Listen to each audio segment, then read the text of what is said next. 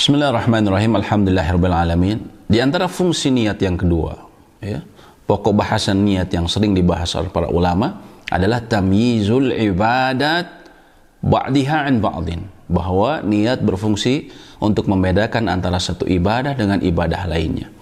Seseorang sama-sama berpuasa, ya, tapi mungkin satu ada yang puasa sunnah, satunya lagi ada yang puasa qadha dari wajib yang sempat dia tinggalkan karena uzur misalnya. Maka ini tentunya berbeda. Begitu pula dengan orang yang sholat berdampingan, tapi ada satu yang mengerjakan sholat zuhur dan asar. Ya. Oleh karena itu, niat berfungsi untuk membedakan antara satu ibadah dengan ibadah lainnya. Oleh karena itu para ulama mengatakan, andaikan seseorang dia sholat ketika zuhur, lalu dia takbir, dan tempat niat ketika seseorang sholat yang disebutkan para ulama, ya, mayoritas ulama adalah ketika dia takbiratul ihram.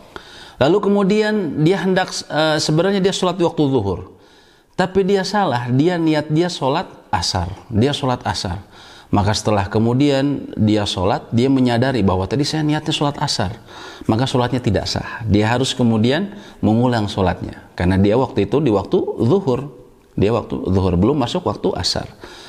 Begitu juga dengan ibadah-ibadah yang lain, contohnya ketika saum, ya.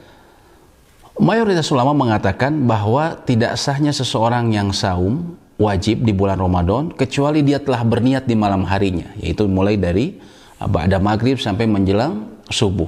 Kalau dia baru berniat setelah azan subuh berkumandang atau setelah fajar menyingsing, maka puasa Ramadannya tidak sah.